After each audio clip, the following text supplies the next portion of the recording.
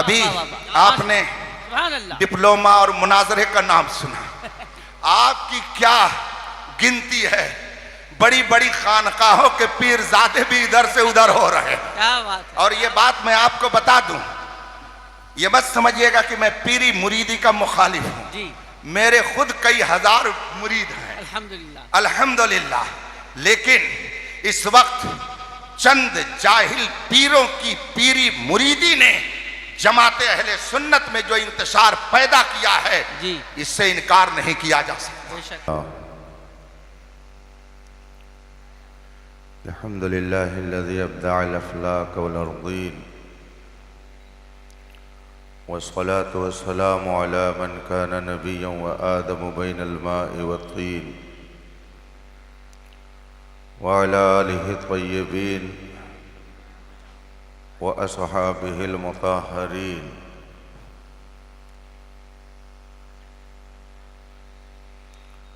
व उलमाए मिल्लतिही अजमाइन अम्मा बाद। फ़ौज़ु बिल्लाहि मिनश शैतानिर रजीम। बिस्मिल्लाहिर रहमानिर रहीम। या अय्युहल्लज़ीना आमनू आमिनू सदक़ल्लाहुल अज़ीम व सदक़ रसूलुहुन नबियुल अमीनुल करीम व नहनु अला ज़ालिका लमिनश शाहिदीन व शाकिरीन वल्हम्दुलिल्लाहि रब्बिल आलमीन। मिंबर पाक पर तशरीफ़ फरमा उलमाए ज़वील एहतराम, मशाइख़ किराम, तलबे उलूम नबुव्वत, हाज़रीन मुहतरम, अस्सलामु अलैकुम व रहमतुल्लाहि ताला व बरकातुहू। रफ़ीक़ान मुहतरम,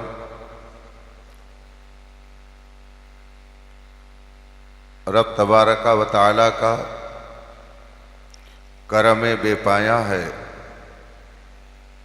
कि उसने हमें और आपको इस पाकीज़ा बज़्म में शिरकत की सआदत बख्शी और अपना कीमती वक्त निकाल कर अल्लाह रसूल के ज़िक्र की महफ़िल में हाजिर हुए। मुबारकबादी के काबिल हैं वो तमाम हज़रात जिन्होंने इस बारौनक बज़्म को सजाने में किसी भी तरह से हिस्सा लिया। साथ ही ढेर सारी मुबारकबादी पेश है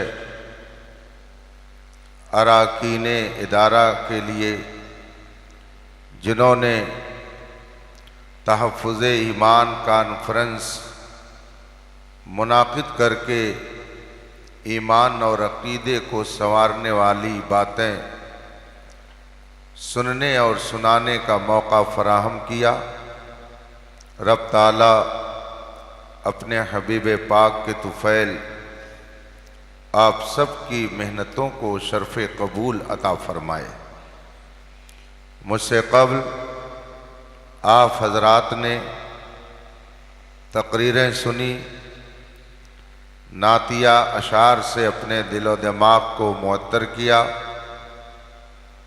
और ख़ास कर इस्लाह आमाल के हवाले से बिरादर मोहतरम गिरामी क़द्र हज़रत डॉक्टर अल्लामा मोहम्मद शहरयार साहब का एक तवील और तफसीली खिताब आपने समाअत फरमाया। अभी मेरे बाद आपको खिताब भी सुनना है और जमात अहले सुन्नत के मशहूर व मारूफ शुअरा से उनकी बेहतरीन आवाज़ में नात मनक़बत के अशार को भी समाअत करना है। थोड़ी देर के लिए मैं आपके दरमियान हूँ, आपका ज़्यादा वक्त नहीं लूँगा।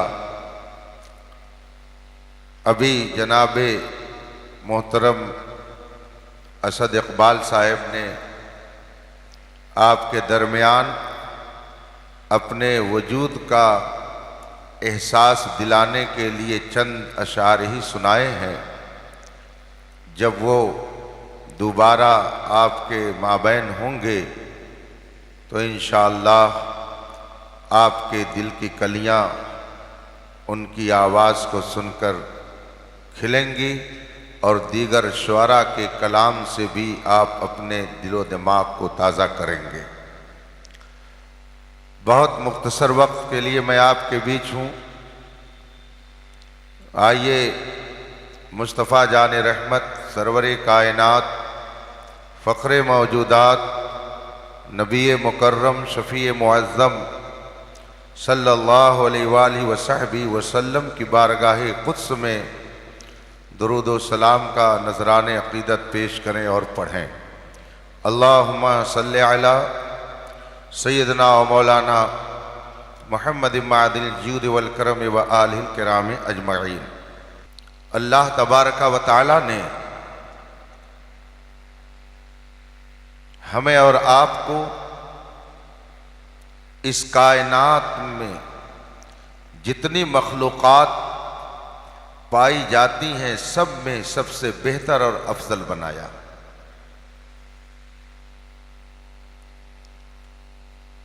इंसानियत का तमगा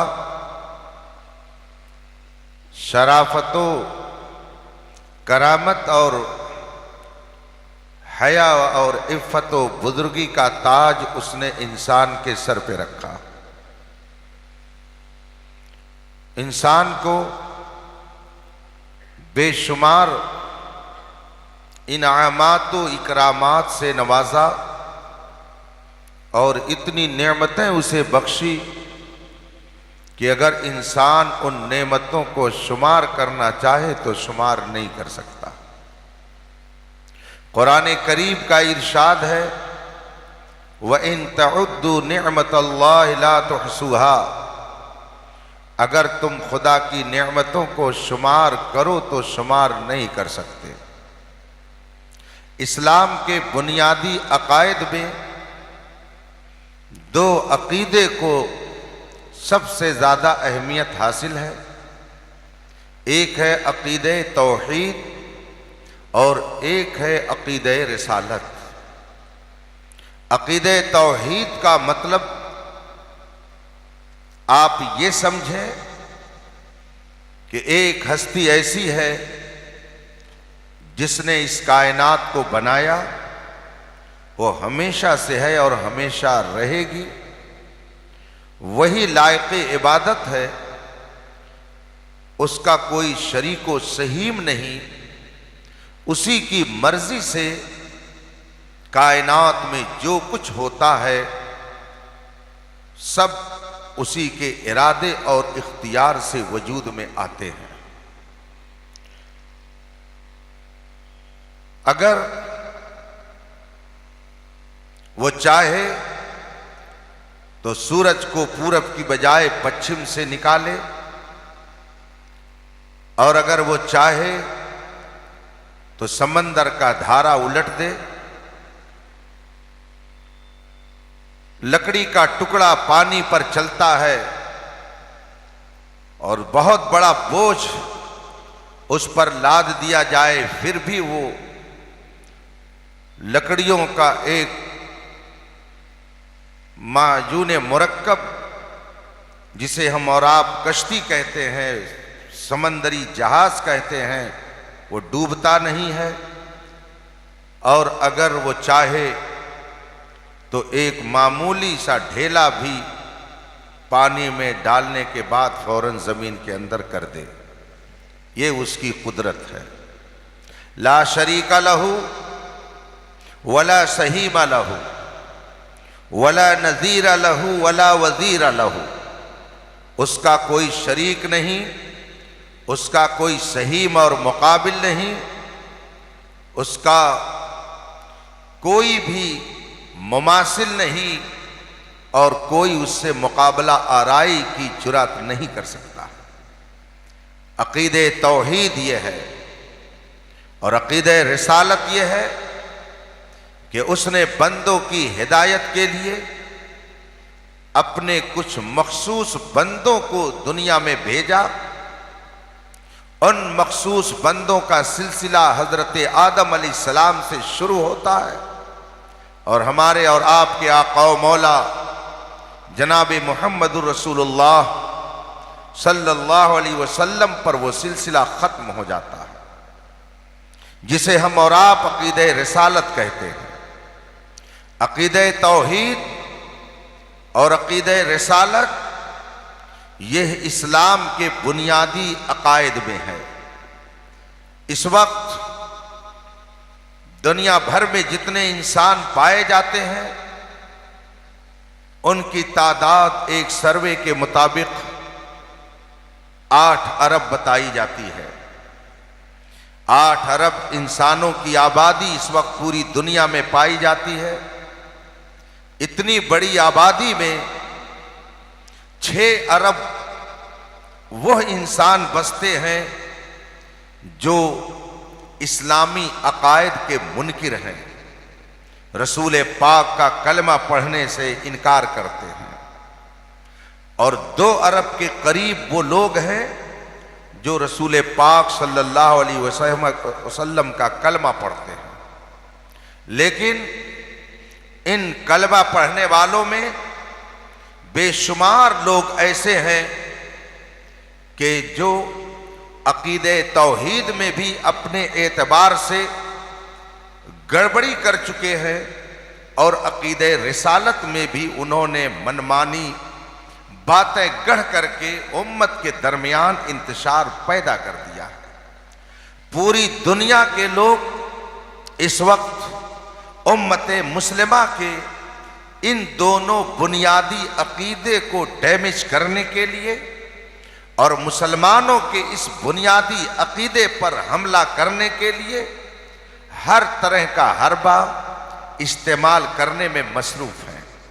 अक़ीदे तौहीद ये कि खुदा के अलावा कोई इबादत के लायक नहीं, वही इस कायनात को चलाता है, वो हर ऐब से पाक है, मगर एक जमाअत इस अक़ीदे को ख़राब करने के लिए न जाने कितने दिनों से कोशिश में है और उम्मत मुस्लिमा को ये नज़रिया दे रही है कि खुदा वो है जो झूठ बोल सकता है। अक़ीदे तौहीद में गड़बड़ी पैदा करने वाली यह जमाअत पूरे हिंदुस्तान में जगह जगह फैली हुई है। एक जमात और निकली हुई है जिसका कहना है कि अगर हमने खुदाए कुद्दूस की इबादत के साथ किसी और के सामने इबादत के लिए सर टेक दिया तो इसमें क्या फर्क पड़ता है, यह इंसानियत है, यह इत्तेहाद व इत्तेफाक की बात है। चुनांचे वो जमाअत भी पूरी जिद्दोजहद में मसरूफ़ है और न जाने कितने नौजवान इस नजरिए के हामिल हो गए और उनका अक़ीदे तौहीद खराब हो गया। कलमा पढ़ने के बावजूद ऐसे बेशुमार इंसान इस वक्त पाए जाते हैं कि जो खुदा वंदे कुद्दूस के सिलसिले में गलत अकायद व नजरियात रखते हैं। बल्कि अब तो तूफान इतनी तेजी से हमारे सरों पर आ गया है कि अभी 3 माह कबल तेलंगाना स्टेट से मेरे पास एक मौलाना साहब ने फ़ोन किया और उन्होंने बताया कि हज़रत 6 नौजवान कॉलेज में पढ़ने वाले मुझे ऐसे इस शहर में मिले कि जिन्होंने खुदा के वजूद का इनकार कर दिया। वो कलमा पढ़ने वाले थे, मुसलमान घर में पैदा हुए थे, मगर उनको कहाँ की हवा लगी ये पता नहीं चल सका और 6 नौजवानों ने खुदा के वजूद का इनकार कर दिया। कई साल पहले की बात है, एक आलिम साहब नेपाल मुल्क टहलने गए। काठमांडू में एक घर में उनका क़याम हुआ। जब वो चलने लगे तो साहिब खाना ने कहा, मेरी 5-6 साल की एक बच्ची है, उसको दुआ कर दीजिए। उस बच्ची को बुलाया गया। आलिम साहब ने उसे दुआ दी और उन्होंने उस बच्ची से पूछ लिया, बेटा कलमा याद है? बच्ची ने कहा, हाँ याद है। आलिम साहब ने फरमाया कि सुनाओ। बच्ची ने कलमा सुनाया। उसने पहले बिस्मिल्लाह पढ़ी और फिर कलमा सुनाया और उसके बाद में उसने बिस्मिल्लाह का अज़् तर्जमा किया और उसने कहा, अल्लाह के नाम से शुरू जो निहायत मेहरबान और रहमत वाला है।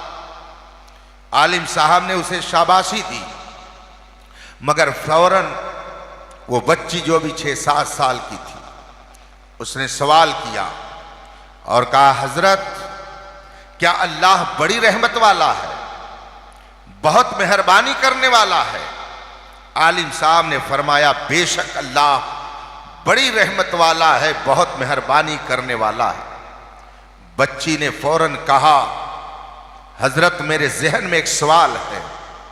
आलिम साहब ने पूछा, क्या सवाल है?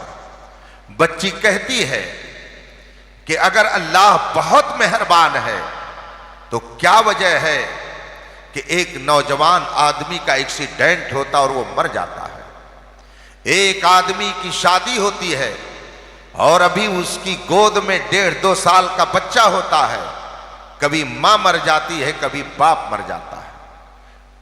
क्या है कि कभी बच्चे की पैदाइश के वक्त मां मर जाती है मगर बच्चा मौजूद रहता है। अगर खुदा मेहरबान है तो ये कौन सी मेहरबानी है, ये कौन सी रहमत है कि जवानी में आदमी को मौत दे दे? ये कौन सी मेहरबानी है कि अभी बच्चा पैदा हुआ और मां को मौत दे दी जाए? अगर खुदा बहुत मेहरबान है तो ये मेहरबानी हमारी समझ में नहीं आती है। जो ही उसने ये बात कही, आलिम साहब ने उससे पूछा, बेटा ये तो बताओ कि ये सवालात तुमको किसने बताए हैं, किसने तुमसे ये सवालात किए? उस छोटी सी बच्ची ने जवाब दिया कि ये सवाल मैं जिस स्कूल में पढ़ती हूं वहां की टीचर ने मुझे बताया है। मालूम हुआ कि वो एक ईसाई स्कूल में पढ़ने वाली तालिबा है और वहां उसे ये बताया गया कि अगर तुम्हारा खुदा बहुत मेहरबान है तो ऐसे काम क्यों करता है, मुझे बताया जाए। अकीदे तौहीद पर हमला किया कि नहीं किया? अकीदे तौहीद को बर्बाद करने के लिए उसको तालीम दी गई कि नहीं दी गई? न जाने कितने नौजवान इसी तरह के शुकूक व शुबहात में मुब्तला होकर कलमा पढ़ने के बावजूद खुदा के वजूद का इनकार कर रहे हैं। अभी 1.5 साल पहले की बात है, मेरे पास वालिदैन आए एक बच्चे के और उन्होंने उस बच्चे की दास्तान सुनाई और कहा इसने अपनी बीवी को तलाक दे दी है। बीवी और शौहर दोनों साथ आए हुए थे। बीवी से तस्दीक की गई, शौहर ने भी इकरार किया और उसके बाद बीवी कहती है कि सिर्फ यही नहीं कि इन्होंने मुझे तलाक दी, ये देखिए मैंने इनके जुमलों को सब लिख रखा है। मैंने जब वो कागज पढ़ा तो मेरे होश उड़ गए। वो नौजवान जो मुसलमान घर में पैदा हुआ, जो कलमे तैयबा पढ़ने वाला था, मगर उसमें अल्लाह की शान में मुगल्लज़ात लिखे हुए थे। खुदा की शान में उसने गुस्ताखियां की थी, गाली दी थी, खुदा के वजूद का इनकार किया था। इस तरह के हालात पूरी दुनिया के अंदर इस वक्त बनाए जा रहे हैं। जगह जगह के तुझे थक चुके हैं हंगामे, निशाते लज्जते ख्वाबे गिरा बदल डालो। गलत रवि से मनाजिल का बोध बढ़ता है, मुसाफिरों रविशे कारवां बदल डालो। अकीदे तौहीद को बर्बाद करने के लिए एक जहदी और इत्तेहाद के नाम पर न जाने कितनी सियासी पार्टियां काम कर रही हैं और बहुत सारे लोग जाकर के माबूदाने बातिला के सामने माथा टेक कर इत्तेहाद और इत्तेफाक की दावत देने का काम कर रहे हैं। यह हकीकत में अकीदे तौहीद से हटाने की एक मुनज़्ज़म साजिश है। अगर आपने इसकी बारीकियों को नहीं समझा तो आप कलमा पढ़ने के बावजूद मुसलमान नहीं रह सकते हैं। अकीदे रिसालत है कि रब्बे कदीर ने हजरत आदम अलैहिस्सलातो तस्लीम से लेकर रसूल पाक सल्लल्लाहु अलैहि वसल्लम तक 1 लाख कमो बेश 2 लाख 24,000 अंबियाए किराम को दुनिया में भेजा इंसानों की हिदायत के लिए, और आखिरी नबी हमारे और आपके आका और मौला रसूल पाक सल्लल्लाहु अलैहि वसल्लम है। मगर इस अकीदे रिसालत को बर्बाद करने के लिए कलमा पढ़ने वालों की टोली भी चल रही है और बेकलमों की भी टोली पूरे दुनिया में फैली हुई है, और ये चाहते हैं कि मुसलमानों का रिश्ता इनके पैगंबर से तोड़ दिया जाए। और अगर ये माने अपने नबी को तो जिस तरह से मानना चाहिए उस तरह से न माने, हम जिस तरह से बताएं उस तरह से माने, ताकि मानने के बावजूद ये बेकलमा रहें, कलमा पढ़ने के बावजूद ये साहिब ईमान न हो सके। चुनांचे एक तहरीक चल रही है बहुत जोरों से पूरी दुनिया के अंदर कि रसूल पाक आखिरी नबी नहीं है। कुरान ने जो खातमन नबीन का कलमा इरशाद फरमाया है उसका माना वो नहीं है जो उम्मत मुस्लिमा 1400 साल से समझ रही है, उसका माना कुछ और है। ये तहरीक पूरी दुनिया के अंदर मुख्तलिफ मीडिया के जरिया अपने अकीदे को फैलाने की जिद्दोजहद में लगी हुई है, और पूरी दुनिया के अंदर कलमा के नाम पर लाखों नहीं करोड़ों की तादाद में फैल करके उम्मत मुस्लिमा के ईमान और अकीदे को बर्बाद करने में लगी हुई है। इस वक्त आपके हिंदुस्तान में केरला है, कर्नाटक है, तेलंगाना है, उड़ीसा है, बंगाल है और भी कुछ साहिल इलाके हैं जहां पर यह तहरीक बहुत जोरों से काम कर रही है। न जाने कितने नौजवान ऐसे हैं जो रसूल पाक का कलमा पढ़ते हैं मगर उसके बावजूद रसूल पाक को आखिरी नबी नहीं मानते। मैं 2 साल पहले केरला शहर कालीकट एक जरूरत के तहत गया। रात में जहां मैं होटल में ठहरा हुआ था, केरला के कुछ लोग मेरे साथ थे। मैंने उनसे पूछा यहाँ की मजहबी हालत क्या है, यहाँ किस किस जमात के लोग पाए जाते हैं। मुख्तलिफ जमातों का नाम लेने के बाद बताने वाले ने मुझे बताया कि यहाँ कादियानी भी पाए जाते हैं और एक बड़ी तादाद में पाए जाते हैं। मैंने पूछा क्या आपके शहर में यहाँ पर भी कादियानी मौजूद हैं? उन्होंने बताया कि यहाँ पर उनका एक इदारा चलता है, उनकी मस्जिद है, उनका तबलीगी सेंटर है और 1000 मकान पूरे कालीकट में ऐसे हैं जिनके घरों में कादियानियत पनप रही है और कलमा पढ़ने के बावजूद वो रसूल पाक को आखिरी नबी नहीं मानते हैं। रात में 11 बजे के करीब जब मुझे उन्होंने ये बताया मुझे सख्त ईजा पहुंची और मैंने कहा कि मैं इसी वक्त उस इदारे को देखने के लिए चलना चाहता हूं, क्या वहां जाया जा सकता है? जो लोग मेरे साथ थे उन्होंने कहा हाँ ऐसा मुमकिन है। रात में होटल से उतरे, सवारी की गई और फिर कुछ देर चलने के बाद 4 मंजिला वो बिल्डिंग हमारी निगाहों के सामने थी जिसकी पेशानी पर कलमे तैयबा लिखा हुआ था। मगर अंदर जब गए तो मिर्जा गुलाम अहमद कादियानी से लेकर इस दौर तक उसके जितने भी रहबर और रहनुमा थे सबका तारुफ, सबकी हिस्ट्री और सबके कारनामों को वाल मैगजीन की शक्ल में कौम के सामने पेश किया गया था। न जाने कितने कॉलेज के नौजवान ऐसे हैं जो कलमा पढ़ते हैं मगर उसके बावजूद हमारे रसूल को आखिरी नबी नहीं मानते। तेलंगाना और केरला और उड़ीसा के साहिली इलाकों में आप जाकर के ऐसी जमातों को देख सकते हैं। आपके सामने अगर किसी ने रसूल पाक की शान में गुस्ताखी कर दी और मीडिया के जरिया आपके दरमियान वो बात आ गई तो आप उस पर बड़ी नाराजगी का इजहार करते हैं, लेकिन उनको ये जुरात किसने अता की? रसूल पाक की शान में गुस्ताखी करने का ये हुनर उनको किसने सिखाया है? कलमा पढ़ने वाली जमातों ने ही बताया है। अभी चंद हफ्ता पहले बगल मुल्क का एक अपने आप में काबिल बनने वाला इस्लामी स्कॉलर कहलाने वाला उसने कुरान करीम पर वो भयानक इल्जाम लगाया, सहाबे किराम के ऊपर इतना घिनौना इल्जाम लगाया, खुद रसूल पाक सल्लल्लाहु अलैहि वसल्लम पर इतनी बदतमीजी के जुमले इस्तेमाल किए। उसने कहा रसूल पाक लिखना पढ़ना नहीं जानते थे, हत्ता कि सहाबा अगर लिखने में गलती कर देते थे तो रसूल पाक उसे बनाना नहीं जानते थे। और आगे बढ़ करके उसने यहां तक कहा कि सहाबा ने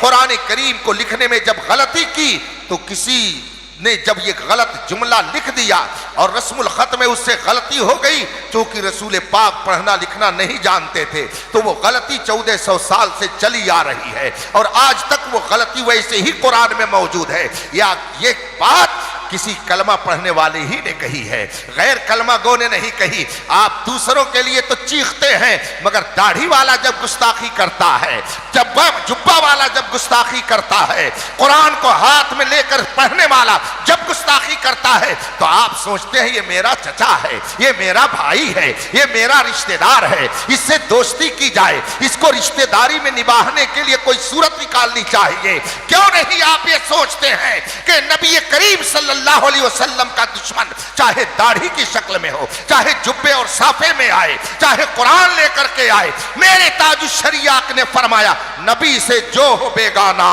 उसे दिल से जुदा कर दो, पितर मादर बिरादर जानो माल उन पर फिदा कर दो। आप कहते हैं कि गुस्ताखी हो रही है और आपके बगल का पड़ोसी जब गुस्ताखी करता है तो आप उससे दोस्ती करते हो और कहते हो ईमान की हिफाजत कैसे होगी। ईमान की हिफाजत का सिर्फ वही जरिया है जो मेरे मुस्तफा ने अता फरमाया है, इय्याकुम व इय्याहुम। जितने बदअकीदा हैं, जितने रसूल के दुश्मन हैं, जितने कुरान के दुश्मन हैं, जितने खुदा के तौहीन करने वाले हैं, जितने औलिया किराम के दुश्मन हैं, उनसे अपना रिश्ता नाता तोड़ लिया जाए, उनसे अपने आप को दूर रखा जाए, उनसे कोई ताल्लुक ना रखा जाए। अल्लाह ने चाहा तो आपके ईमान की हिफाजत। हम कहते तो हैं कि तहफ़्फ़ुज़ ईमान कैसे हो, मौलाना लोग कुछ करते नहीं हैं। अभी मीडिया में इतनी बहस चल रही है, फला जगह घर जल गया, मौलाना लोग निकले नहीं, फला तौहीन कर रहा है, ये रोड पर निकल नहीं रहे हैं, ये कुछ बोल नहीं रहे हैं। मेरे भाइयों, इन्हीं के बोलने का तो नतीजा है कि आप अल्लाहु अकबर बोल रहे हो। अगर ये न बोलते तो आपको अल्लाहु अकबर कहने भी नहीं आता, अगर ये न बोलते तो आप अजान भी नहीं जानते, ये ना बोल करके आपको बताते तो आप सही ढंग से मुसलमान भी नहीं बन पाते। आपके अंदर इस्लाम की जो भी तहजीब बाकी है, ये इन्हीं उलमाए किराम की मेहनतों का ही नतीजा है।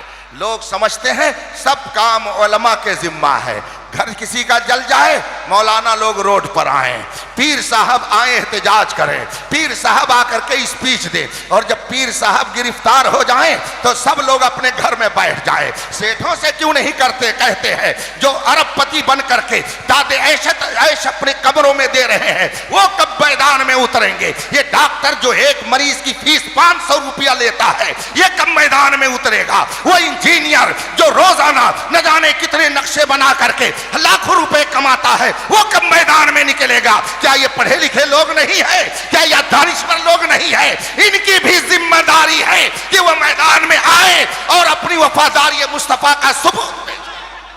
नारे तकबीर, नारे रिसालत, नारे रिसालत, मसलके आला हजरत हुजूर ताजुल फुक़हा।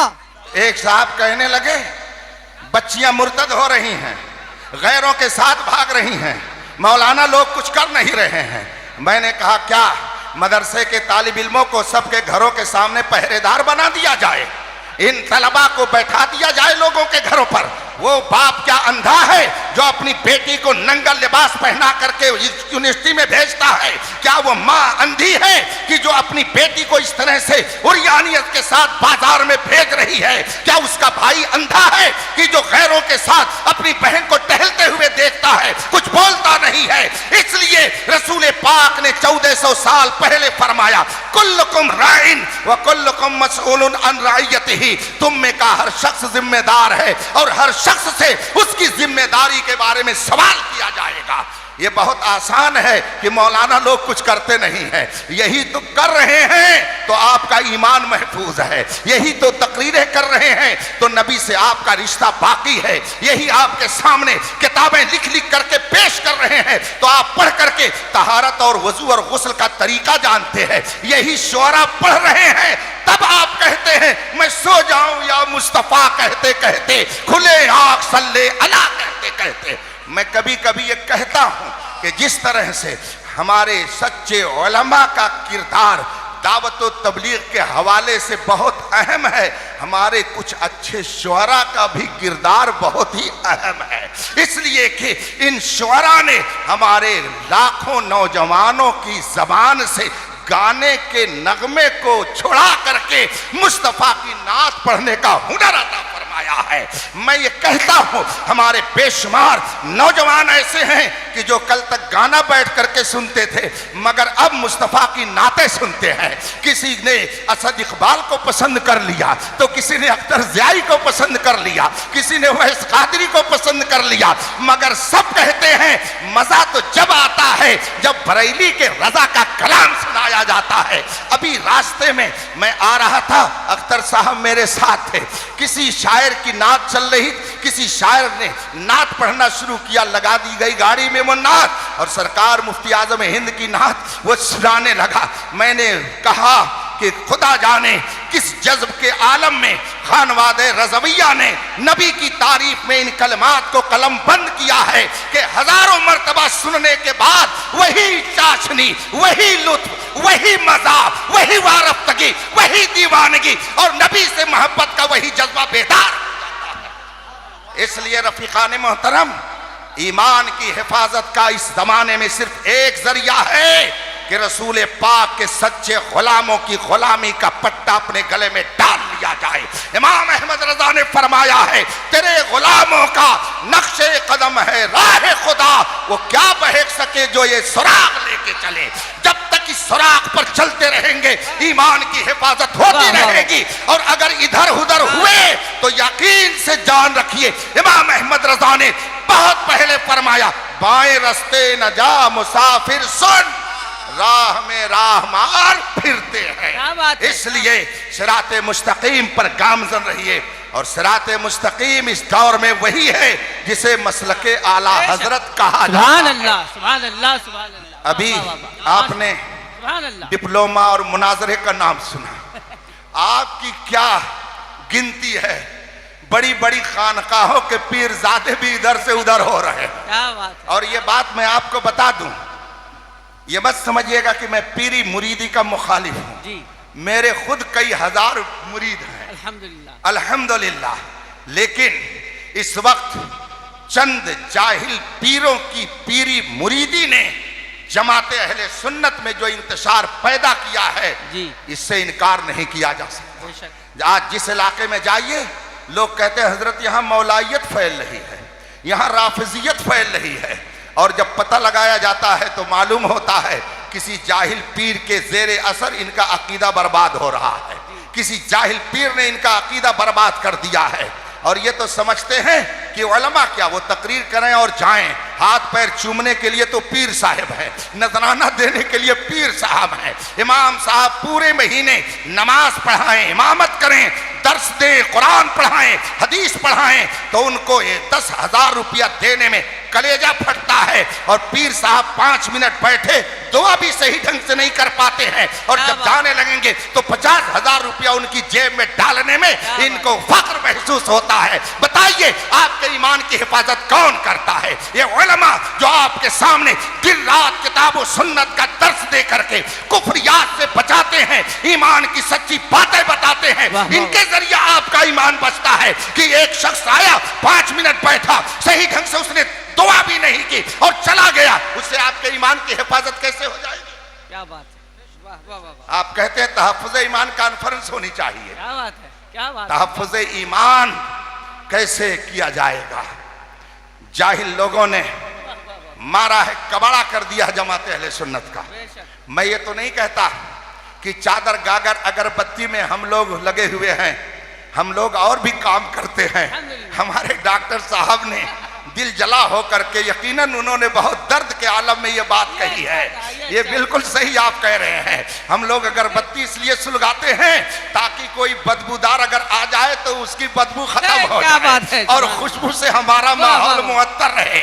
हम अपने बुजुर्गों के आस्थानों पर चादर इसलिए पेश कर देते हैं ताकि पता चले कि हम लोग अगरचे गुनहगार हैं मगर इनके दामन से वाबस्ता हैं, ये बड़े अल्लाह वाले हैं, तो इनकी बरकतें हमको भी मिलेंगी और जो कोई इधर से गुजरे वो भी बरकत लेकर के जाए। इस सलामत के लिए हम चादर लगा देते, मगर अल्हम्दुलिल्लाह अहले सुन्नत बहुत बड़े बड़े इदारे भी चलाते हैं, बहुत बड़े बड़े उनके यहाँ मदारिस भी कायम है। बल्कि पूरे हिंदुस्तान में अहले सुन्नत के मदारिस का जो अजीम जाल बिछा हुआ है, उसी की बरकत है कि गांव गांव मसलक आला हजरत का सुभान अल्लाह, सुभान अल्लाह, सुभान अल्लाह, वाह वाह वाह वाह, सुभान अल्लाह, अल्लाह अकबर, या रसूल अल्लाह, या रसूल अल्लाह।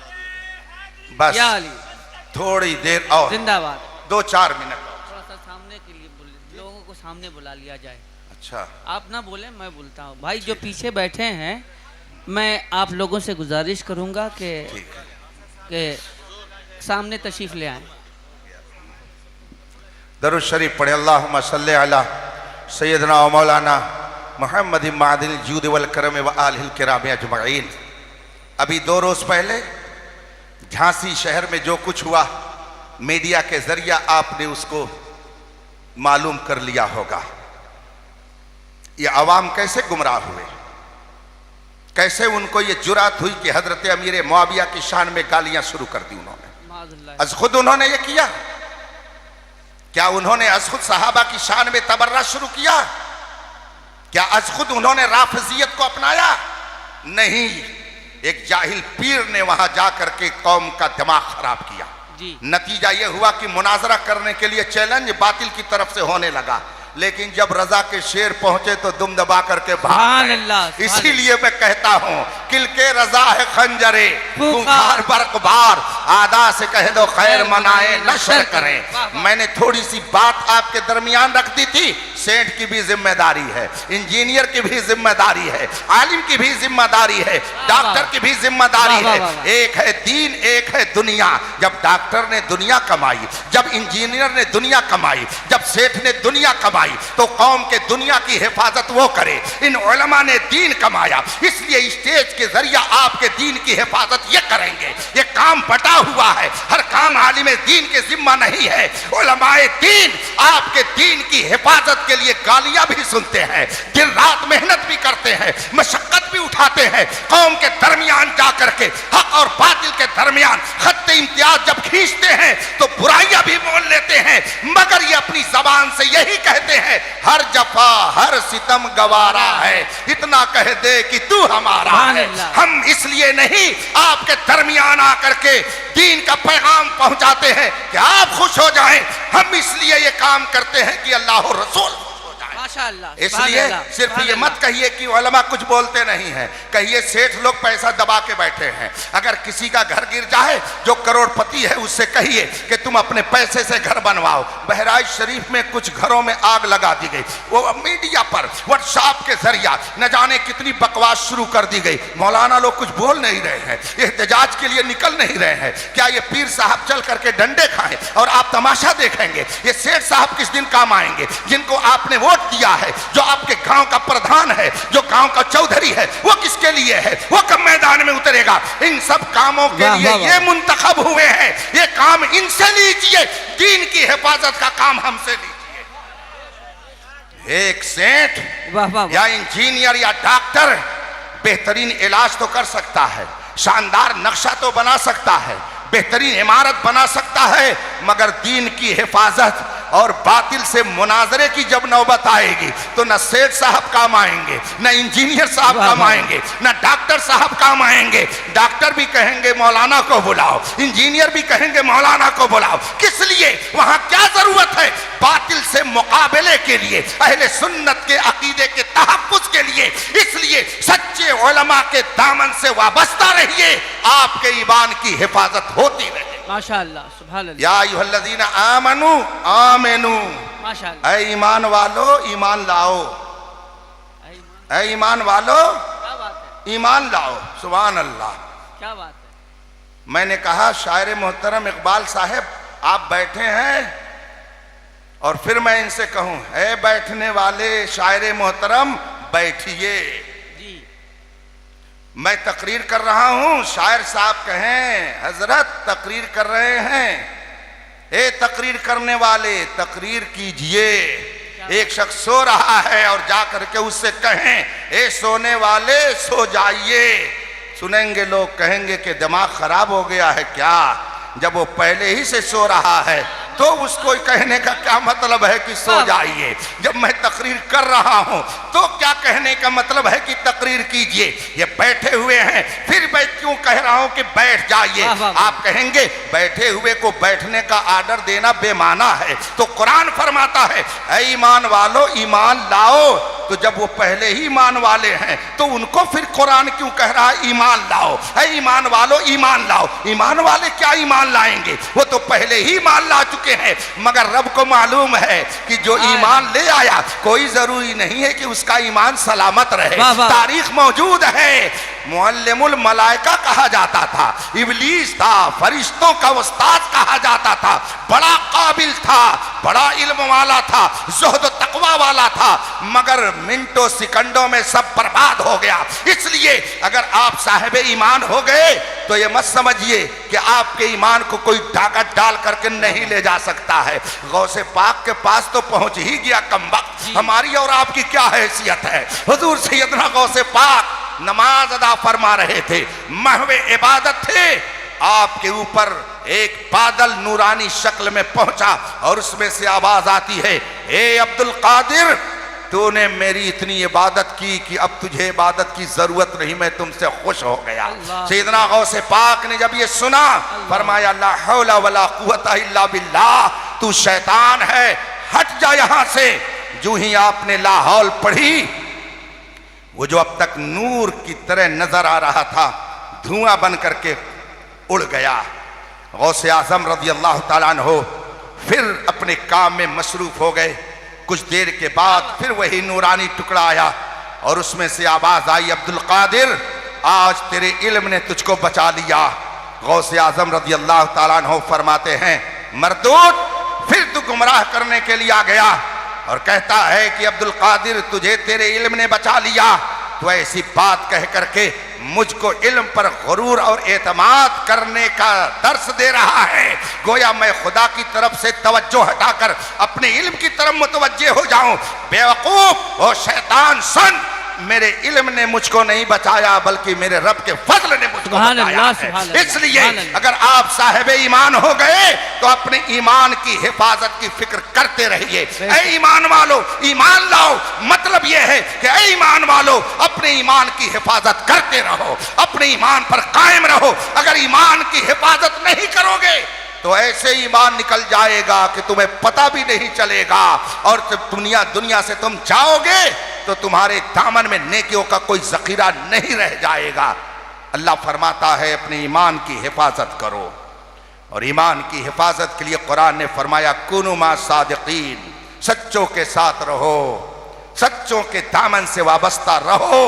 इस जमाने में सच्चों के रास्ते पर हम सबको ले जाने वाली सबसे अजीम जात का नाम इमाम अहमद रजा है। बेशक, बेशक, उनकी तालीमात, उनके अफकार नजरियात ये सिराते मुस्तकीम हैं, सिराते मुस्तकीम हैं। जो इस पर कायम रहेगा इंशाअल्लाह जन्नत की बहारें उसका इस्तिकबाल करती नजर आएंगी। माशाअल्लाह। दुनिया के अंदर रब्बे कदीर ने बेशुमार नेमतें अता की हैं, मगर सबसे अजीम नेमत दौलत ईमान है। इस ईमान की हिफाजत आप कीजिए, इंशाअल्लाह ये ईमान कयामत के बाद अज़ाब इलाही से आपकी हिफाजत फरमाएगा। बेशक बेशक। अल्लाह तबारक व तआला इस इदारे को जिसके तहत यह अज़ीमुश्शान इजलास मुनाकिद हुआ उसे दिन दूनी रात चौगुनी तरक्की अता फरमाए। और आपने इस इदारे के हवाले से जो कुछ अभी डॉक्टर साहब की फरमाइश पर ताउन किया, रब ताला उसे अपनी बारगाह में कबूल फरमाए। आमीन। शोरा का एक नूरानी काफिला मौजूद है। मैंने बहुत पहले चुपके से अपने शायर मोहतरम से कहा था कि आप बोस, आप शुआरा हैं, बहुत सारे शुआरा के आप बोस हैं, आप कहेंगे तो आपकी पार्टी के लोग आपकी बात का जल्दी असर लेंगे। बहुत सारे शायरों के जरिया राफिजियत फैल रही है, उनके अशार के जरिया लोगों में राफिजियत के जरासीम सरायत कर जाते हैं। इसलिए शोरा से आप कहिए कि कि वो शेर कम पढ़े जिससे राफिजियों को मदद मिले। जी। मैं ये नहीं कहता कि अहले बैत का जिक्र न किया जाए। अल्लाहु अकबर, अल्लाहु अकबर। हम तो इमाम अहमद रजा के मिशन के ऊपर चलने वाले हैं। इमाम अहमद रजा ने दुआ में भी हमें सलीका सिखाया और फरमाया कि जब तुम रब से दुआ करो तो यूं कहो, दो जहां में खादिमे आले रसूलुल्लाह कर हजरत आले रसूल मुक्तदा के वास्ते।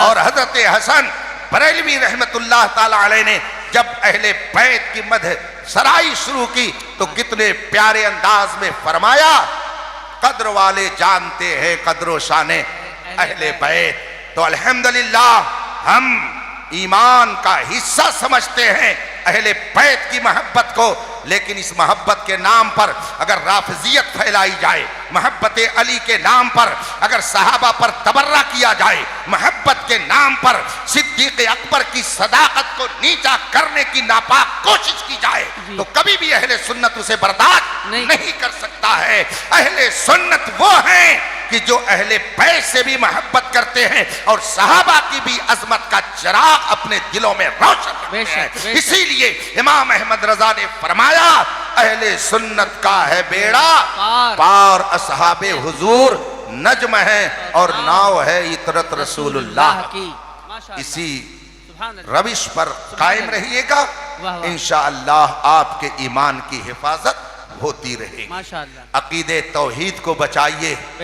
मुख्तलिफ हरबों से अकीदे तौहीद को बर्बाद करने की कोशिश की जा रही है जी। और अकीदे रिसालत को भी सही ढंग से अपनाइए, वरना कलमा पढ़ करके भी कहेंगे नबी कुछ नहीं देते हैं, कलमा पढ़ करके भी कहेंगे नबी को पीठ पीछे की खबर नहीं है, कलमा पढ़ करके भी आप कहेंगे नबी मरकर मिट्टी में मिल गए। तो ऐसा अगर अपने अकीदे रिसालत अपनाया तो ये अकीदा मुंह पे मार दिया जाएगा। कितना साफ सुथरा अकीदा बरेली के इमाम अहमद रजा ने हमें समझाया कि जब कोई कहे नबी कुछ नहीं देते तो तुम कहो कौन देता है, देने को मुंह चाहिए, देने वाला है सच्चा हमारा नबी।